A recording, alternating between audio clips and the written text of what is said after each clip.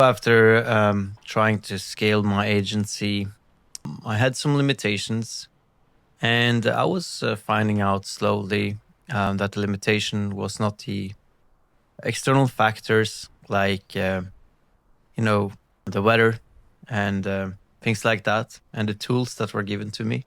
In the beginning, I kind of blamed some of the tools, some of the CRMs, and things like that. And as a computer engineer, I started to create my own CRM. And you have these people who are stuck in building mode, with like fixing their websites and changing that and making that look nice, etc. Well, I was stuck in revolutionizing the whole CRM. So you can imagine how much time that actually took.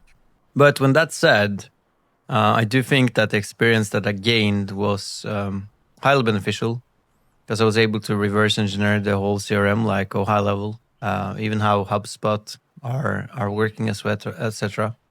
And right now, I can actually use it in my daily operations with some tweaks here and there using N8N and things like that in order to send SMS and Twilio and things like that. So I kind of got what I wanted. Um, but what I'm saying is that I also found out that it wasn't the tool in itself that was making my business stuck. So if you are in the same position like me, you were in this in the same position, or you feel that you are in the position that I was in, then I want you to think about this.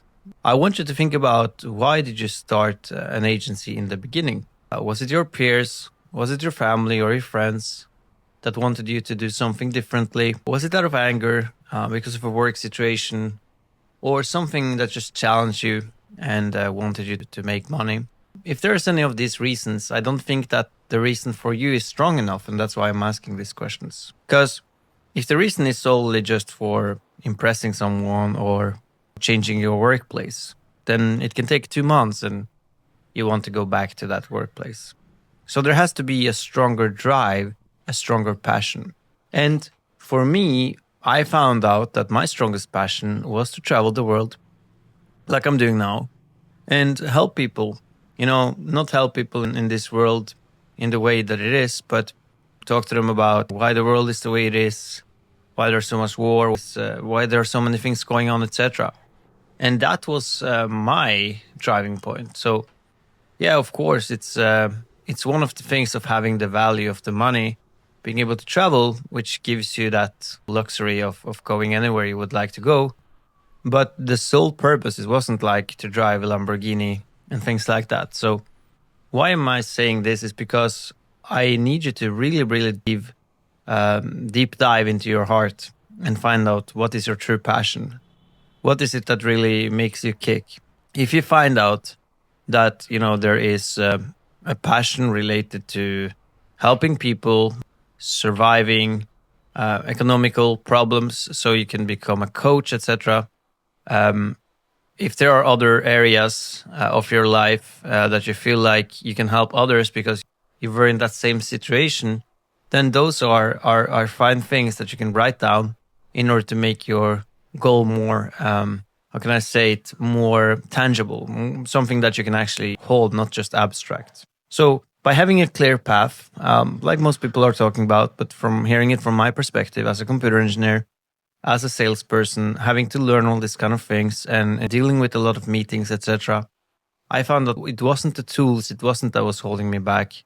It was me, myself, and my mentality. So therefore, in the upcoming videos, I would like to show you how you can really build a successful agency and go away from being in scarcity mode, as you can call it, to thinking in what is abundance. And might sound strange, but if you are in scarcity mode, it means that you kind of think like there is not enough money for you out there. But, come on, look behind me, the world is abundant. Yeah, it's many bad problems in the world, but there is a lot of businesses. So of course there is businesses out there that needs your help. So I can help you deep dive into your, highest potential that you have in yourself. And by working with me one-on-one, I can kind of help you get to that potential even faster than they think it's possible on their own. So I hope this will help you take some clear guidance from this video. And if you feel that your path is not aligned the way it should be, then just give you a quick tip before I end the video. So try to write down 10 things for where you are now, and try to write also why you think you are here. And then sit down and, do for 20 minutes, try to really go deep into those feelings. If you're in your mother's place, or if you are, stuck in a job you don't like, etc., try to really ponder on those feelings. Make them become sad in a way. That emotion are going to make you do something. So after you've done that, then you'll write down why you don't want it like this. And then the next time I will continue. But I think that will be enough for you for now. And then you can research more videos here online on YouTube. But I do encourage you to have a clear path before binging too many videos here on YouTube. All right, guys. See you in the next